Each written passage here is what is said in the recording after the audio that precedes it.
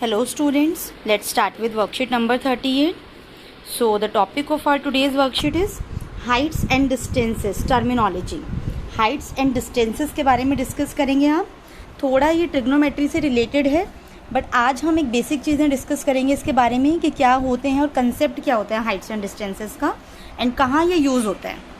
तो सबसे पहले तो हम ये देखेंगे कि राइट एंगल ट्राइंगल में अगर हमें कोई एंगल दिया हो, फॉर एग्जांपल ये एंगल थीटा है, तो इसके एडजेसेंट साइड कौन सी होती है, इसके ऑपोजिट साइड कौन सी होती है, राइट. अगर यहाँ पे जो एंगल बी दिया हुआ है इसके ऑपोजिट साइड देखनी हो तो इसकी ऑपोजिट साइड ये सामने वाली साइड हो जाएगी विच इज़ हाइपोटेन्यूज, तो ये ए सी हो गई.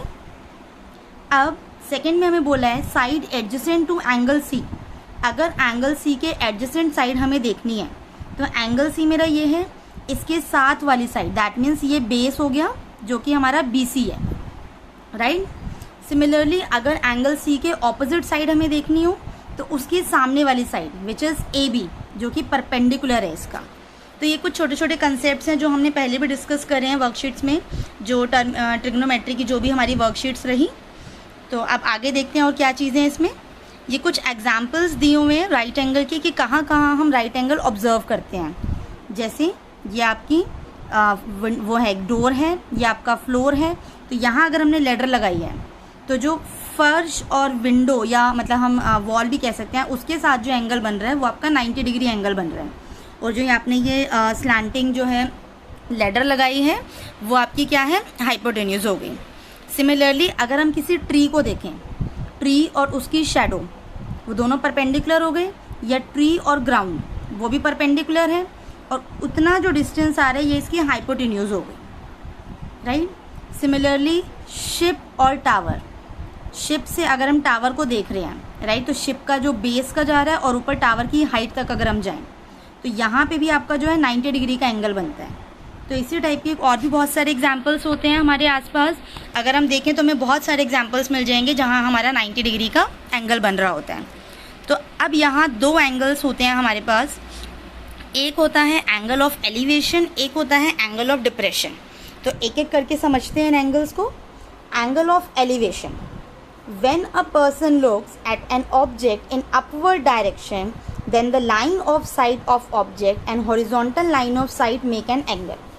मतलब अगर हम यहाँ ग्राउंड पे खड़े हैं, ग्राउंड पे खड़े होके अगर हम अपवर्ड डायरेक्शन में देखते हैं, फॉर एग्जांपल हम किसी टावर को देख रहे हैं या हम कोई काइट देख रहे हैं, हम किसी बिल्डिंग को देख रहे हैं, तो हम ऊपर की तरफ देख रहे हैं, तो वो हमारी लाइन ऑफ साइट होती है. हमारी आई से जो लाइन जा रही है उस पर्टिकुलर ऑब्जेक्ट तक, ये मेरी आई है, यहाँ मेरा ऑब्जेक्ट है, वहाँ तक जो लाइन जा रही है that is line of site.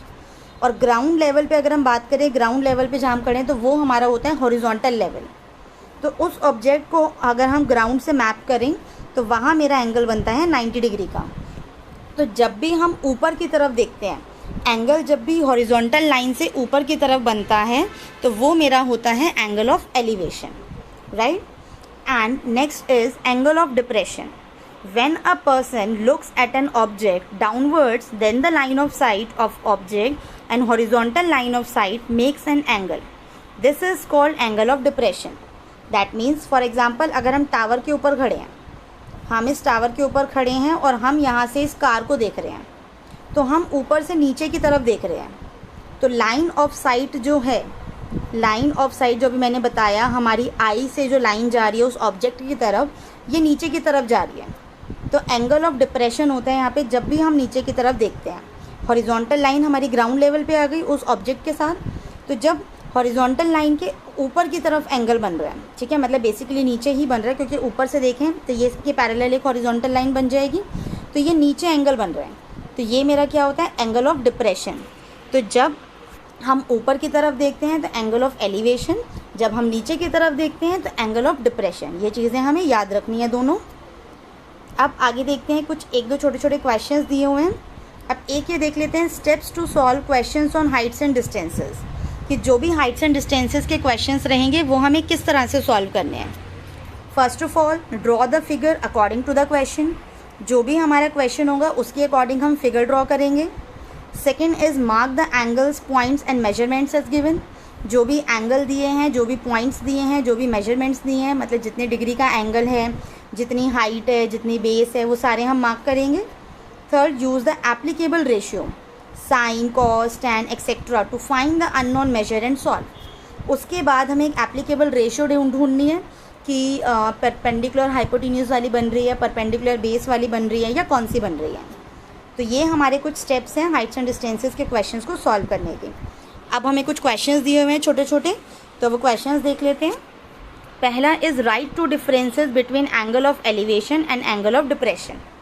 तो एलिवेशन में when we see in upward direction, पहला डिफरेंस ये हो गया, एलिवेशन में हम अपवर्ड डायरेक्शन में देखते हैं एंड डिप्रेशन में हम डाउनवर्ड डायरेक्शन में देखते हैं, राइट। एंड सेकेंड जो होता है above horizontal level, above horizontal line या अबव हॉरिजॉन्टल लेवल भी लिख सकते हैं। तो डिप्रेशन में क्या होता है, below horizontal level, horizontal level से नीचे की तरफ बनता है, तो बिलो हॉरिजॉन्टल लेवल। तो ये हमारे दो डिफरेंसेस हो गए, राइट।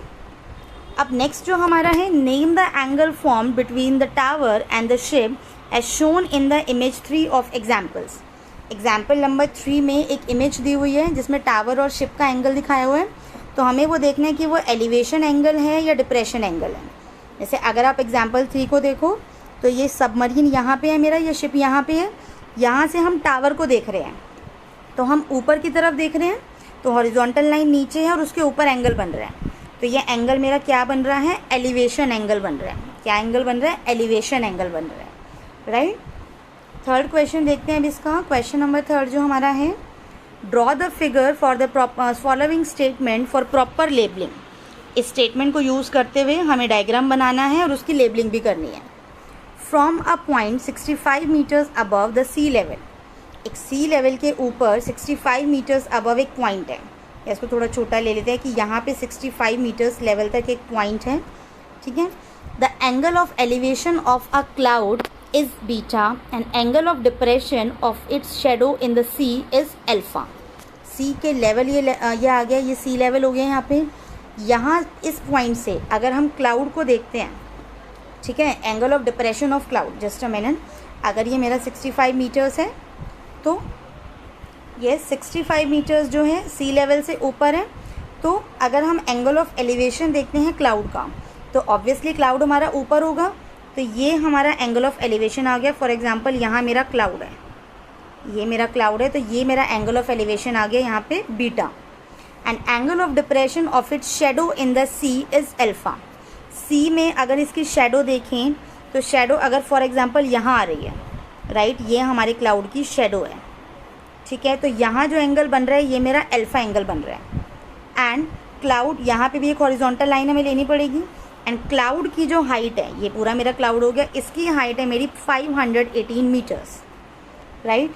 तो ये मेरी लेबलिंग हो गई, ये मेरा सी लेवल से ऊपर आ गया, ये पूरी मेरी हाइट ऑफ क्लाउड हो गई, राइट, 518 मीटर। अब जो हाइट ऑफ क्लाउड यहाँ पे दी हुई है वो अबव सी लेवल नहीं दी हुई, टोटल दी हुई है, तो हम इसको बेस से काउंट करेंगे कि पूरी जो है हमारी 518 मीटर्स है, राइट। सो ये हमारा डायग्राम हो गया। सो स्टूडेंट्स, इस वीडियो में इतना ही। इसके आगे की वर्कशीट्स नेक्स्ट वीडियो में डिस्कस होंगी। Thank you.